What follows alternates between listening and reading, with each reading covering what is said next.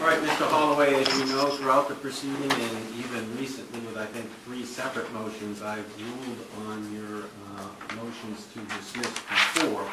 However, I've pointed out in each of those rulings that you always have the right and the opportunity to argue a motion to dismiss based on the evidence that has been presented by the state. They now have concluded.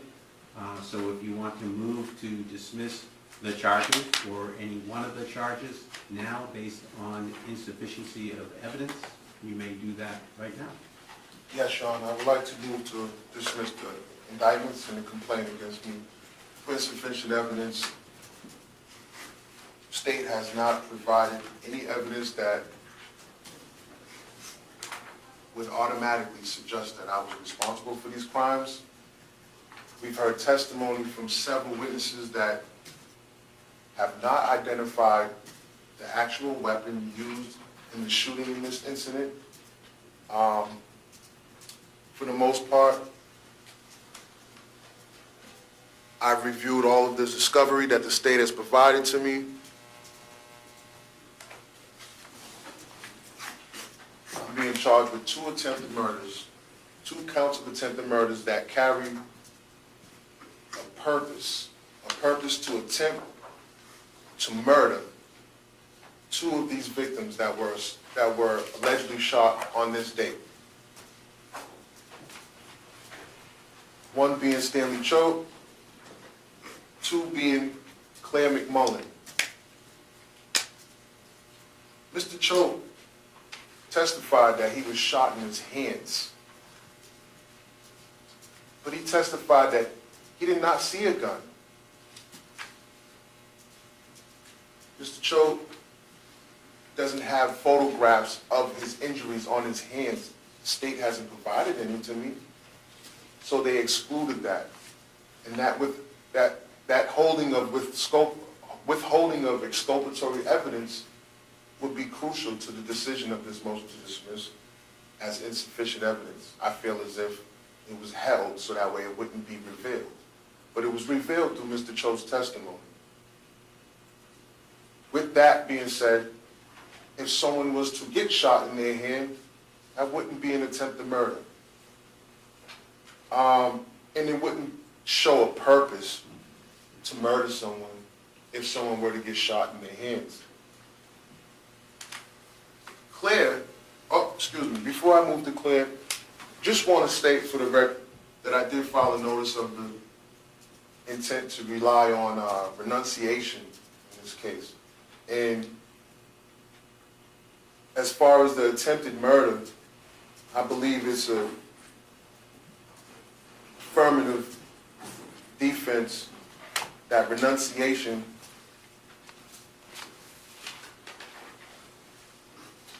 is a voluntary act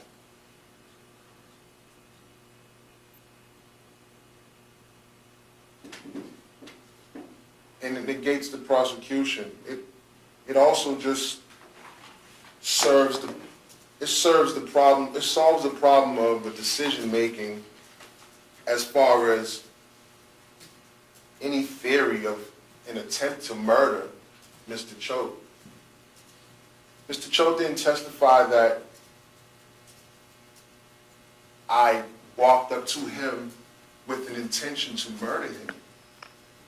He didn't testify that he knew that I was going to kill him. He didn't even testify that he died. In fact, he actually testified, so he was alive.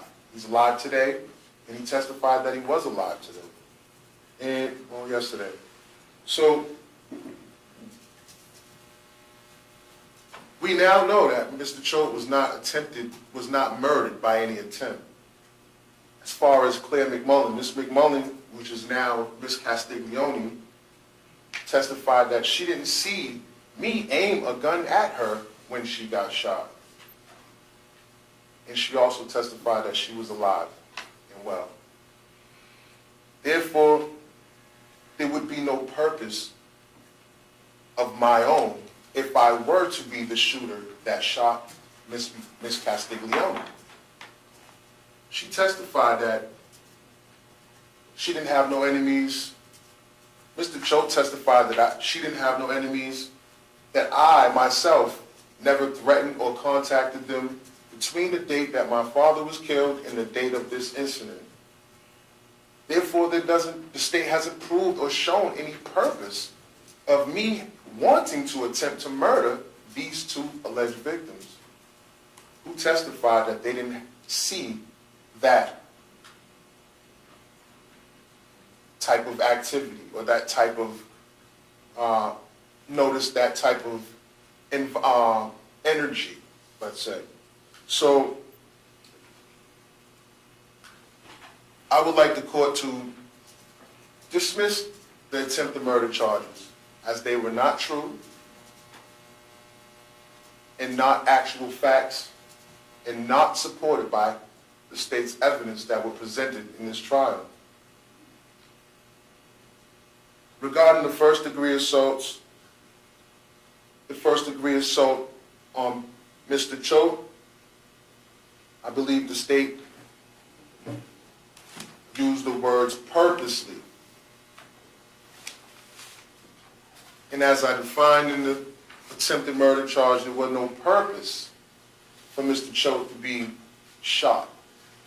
There was no purpose for him to have bodily injury or him to be caused to have bodily injury. And it wasn't knowingly. To define knowingly, he didn't know he was shot. No, state didn't present any evidence that proves that I knew that Mr. Choate was shot. They didn't prove or present any evidence that would show that I had a purpose and knew that Mr. Choate would suffer from any bodily injuries. And that is the conclusion of the first degree assault on Mr. Choate. The first degree assault on Ms. Castiglione is the same. There was no purpose, and she didn't even know she was shot. So I don't think I have any more to say on those two charges. And I'm asking the court to dismiss the first degree assaults against Bishop Choate and Claire McMullen. The second degree assault against Ms. Castiglione, I believe the state considered it reckless, recklessly causing bodily injury. State hasn't presented any evidence to prove that I actually possessed that firearm that would cause a reckless reaction to cause any bodily injury to Ms. Castiglione. So if I wasn't in possession of that firearm, how can I be responsible for the recklessly discharge of the firearm? And that's the second degree assault charge against Ms. Castiglione. The simple assault charge. Mr. Castiglione testified that he wasn't sure if I was the one who hit him behind the back of his head with an object. And then he testified that he turned around and grabbed my legs. He also testified that he held on to my legs until others tackled me. Not once did he testify that I assaulted him. He testified that he felt something hit him behind the head, and he did not see me directly hit him on his head.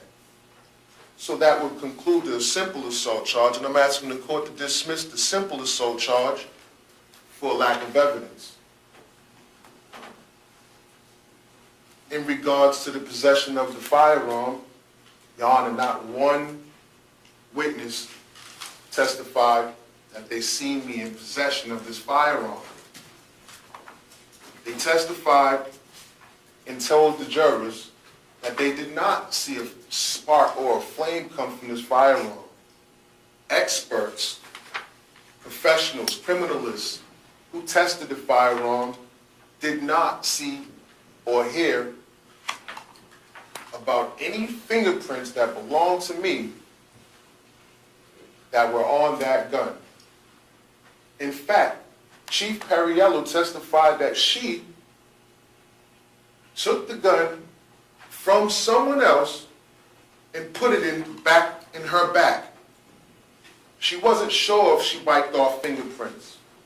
She didn't secure that weapon as evidence the way Trooper Mallory secured all the other evidence for it to be secured and tested for actual evidence, actual factual evidence to determine who possessed that firearm.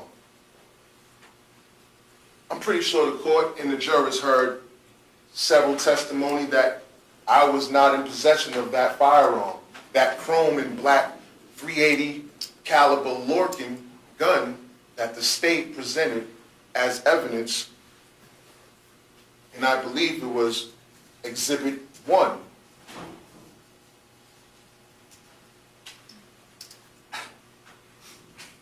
There's no evidence, the state hasn't presented any evidence or discovery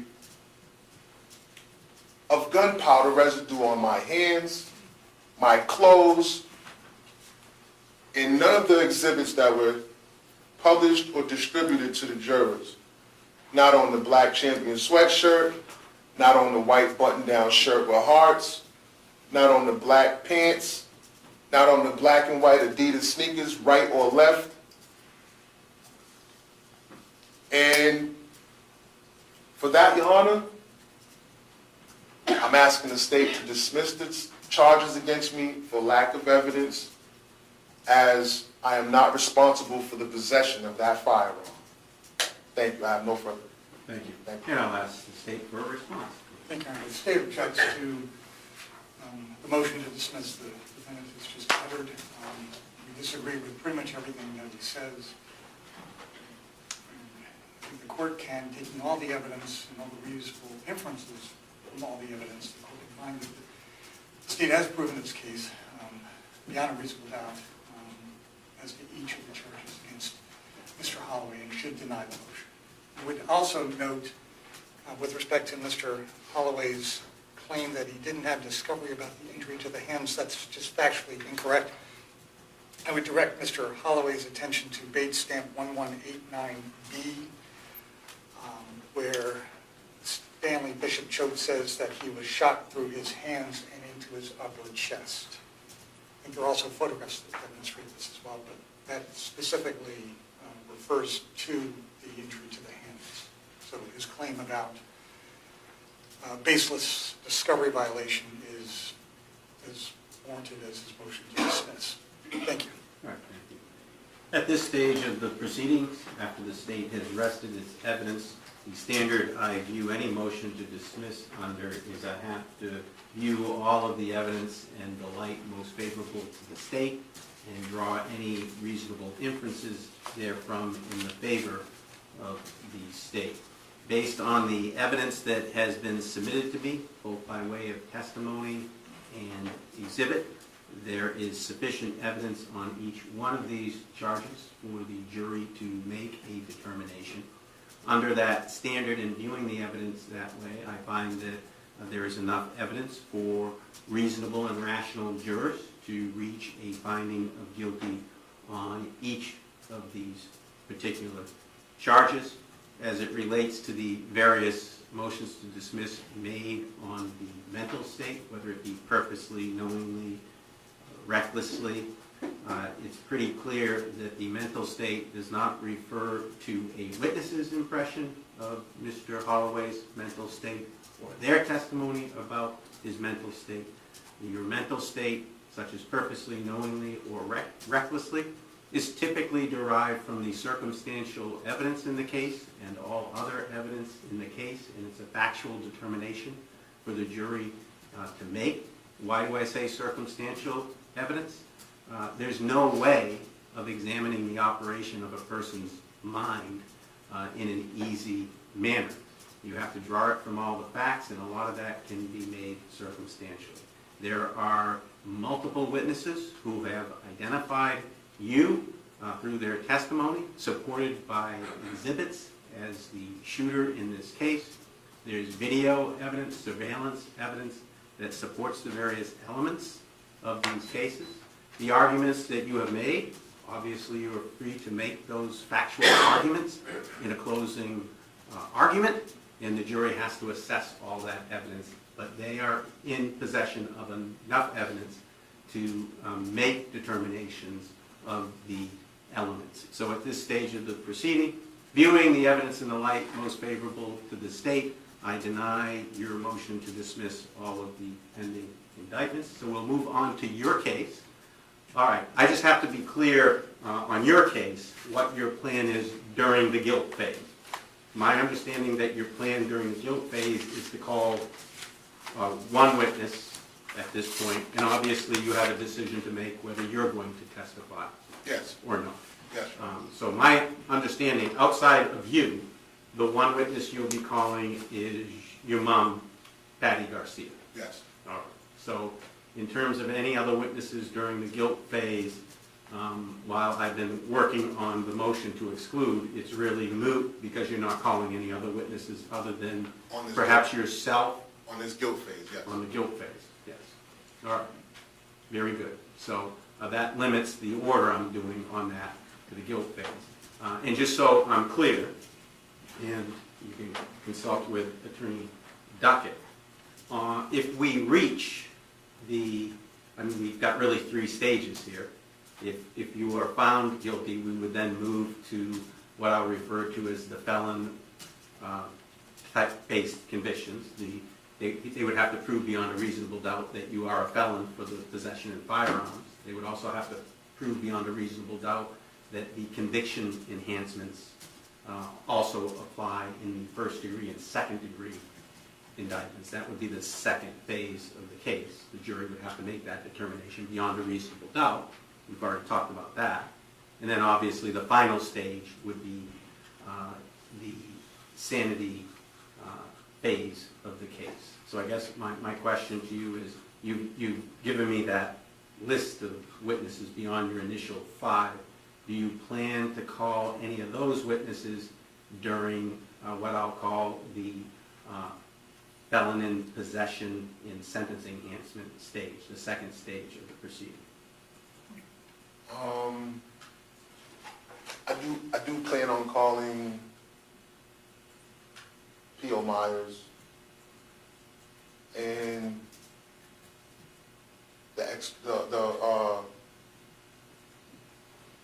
experts that I've listed. Okay. So yes, but mostly. There's 3 experts you listed. I don't have the list right in front of me, but yes. Just Tavish and Nick, Dr. Mr. Mark, Bashnick, Dr. Ed Mark, Dr. Mark, and then is it Chris Robinson? Chris Mark Robinson. Yes, correct.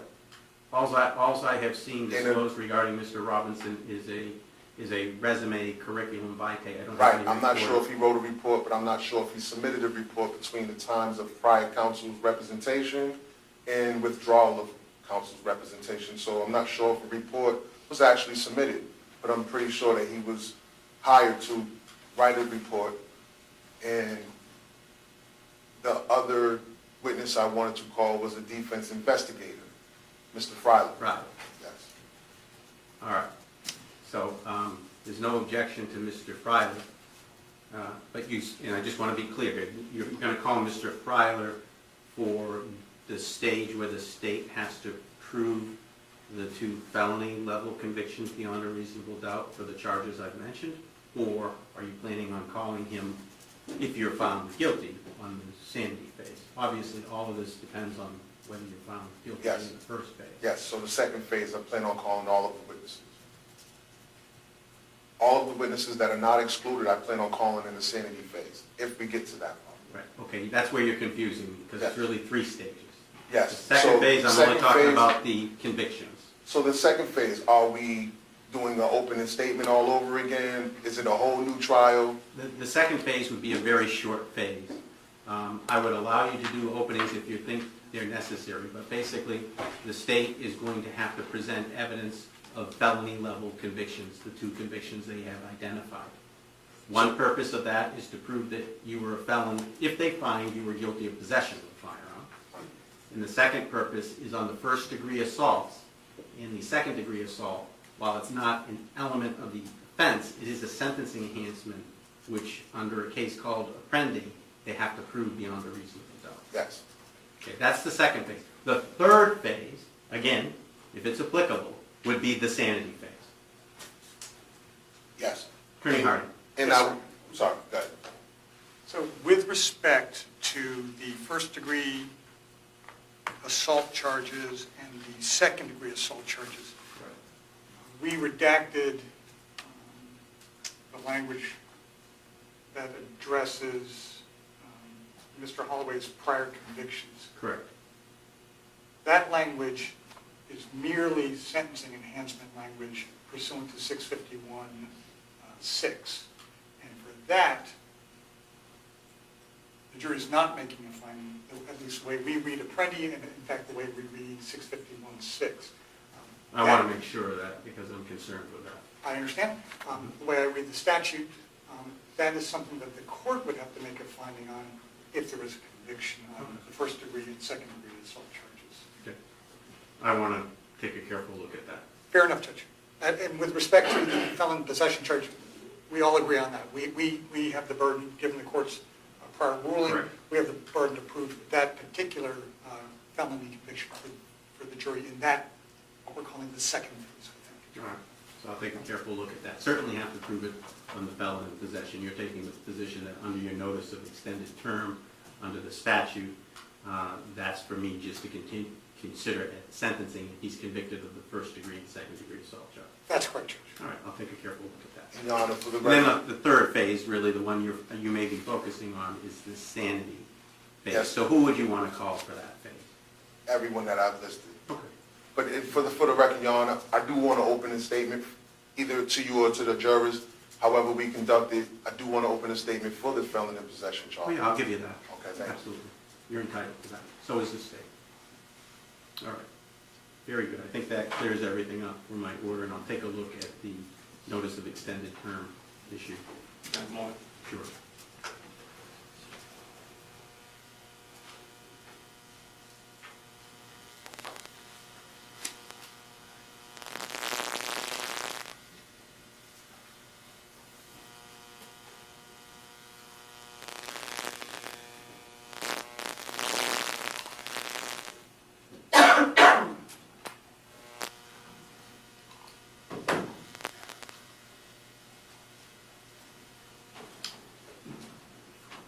Your Honor, it came to my attention that Ms. Tabashnik, Dr. Tabashnik will be only available on Tuesday, Okay. and Dr. Mart will only be available on Thursday. Okay. And I would have to follow a motion for funds to secure their appearance. Okay. The motion for funds to secure their appearance would definitely be granted. Okay, thank you. They have to have assurances that they're going to be paid for their appearance. Should I still file Yeah, you should file them. them? Okay. But I think they can be assured by Attorney Duckett that they will receive funds for their appearance in the court. Okay, thank you. Sure. And I just want to look at something.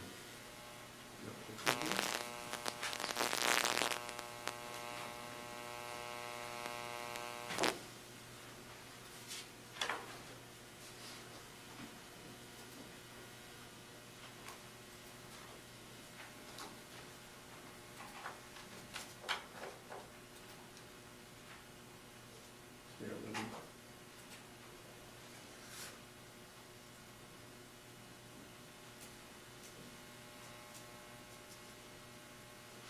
And Your Honor, if I can get the clerk to print out a docket entry sheet and exhibit list for me to bring with me?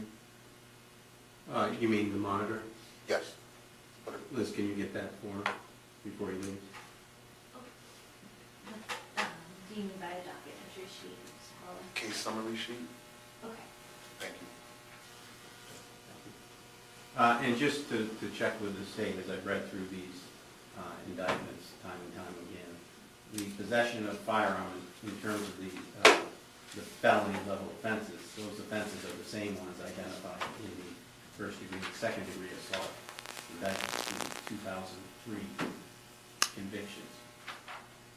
What I'm reading in charge ID 1678544, that's a felon possession charge.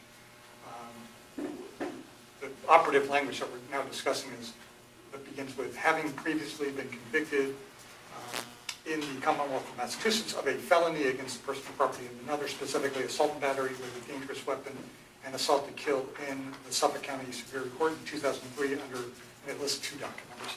In the first degree assault indictments, the operative language is after having twice previously been convicted on sentences in excess of 1 year, to include convictions for armed assault to murder on May 14, 2003 in the Suffolk Superior Court, for which he was sentenced to a minimum of 2 years, and assault and battery on March 10, 2017 in the Rentham District Court, for which he was sentenced to a minimum of 2 years. I understand the language, I was just, so Yep. the identified felonies are not the same. It's 2003 convictions in the firearms possession, it was a 2003 and I believe a 2017 on the firearms, am I reading that right? That's correct. Okay, very good, that's what I wanted to check on. Your Honor, I don't have a firearm possession on my criminal record. There's no possession of a firearm on my record. No, we weren't saying that. Oh, That's what okay. you charged with in this case. Okay, all right. And just to follow up, with respect to the indictments for first and second degree assaults, in the top right where we put the RSA, we put RSA 631.1b and 651.62a. Well, I'm aware that those are strictly sentencing enhancements Great. noticed under the extended term statute, because you've identified it on the indictment, and you identified it, I believe, in 2 separate motions for extended term. Great. I think Okay. my concern always on those is it still subject to the holding in Apprendi? Fair enough. That's my concern. I just want to check on that, and then I'll let everybody know. I appreciate that, Oh, George. yeah, Thank you. No problem at all. Yep. I understand your argument Yep. on it. All right.